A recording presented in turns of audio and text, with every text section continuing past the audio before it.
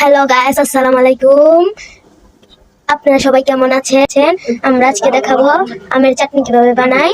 প্রথমে কাঁচা আমগুলো নিয়ে নিব, তারপরে ছিলে নিব, ছিলে কুচি কুচি করে কেটে নিব। দেখতেই পাচ্ছেন, কেটে নিচ্ছে আমার বড় বোন। এই দেখেন আমগুলো, গাছের আম। আমরা প্রথম পারলাম গাছের আমগুলো, মাশাআল্লাহ অনেক বড় হয়ে গেছে।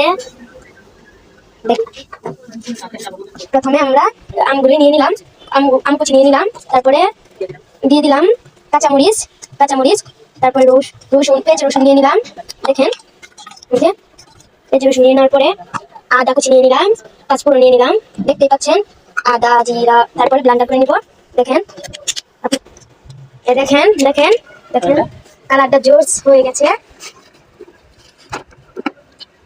দেখেন দেখেন দেখতে পাচ্ছেন।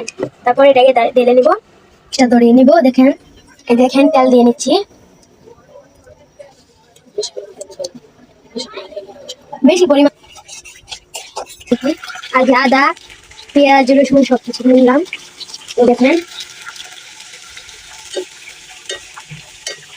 এখন আমরা আমটা দিয়ে নিব। একটু দিয়ে দিচ্ছি,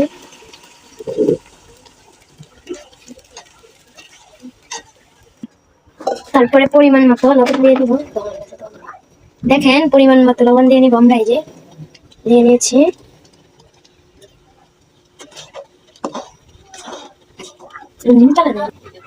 যার মতো দিবেন, স্বাদ মতো। কেউ বেশি খায়, কেউ কম খায়। আমরা একটু বেশি খাই, তার জন্য বেশি দিচ্ছি।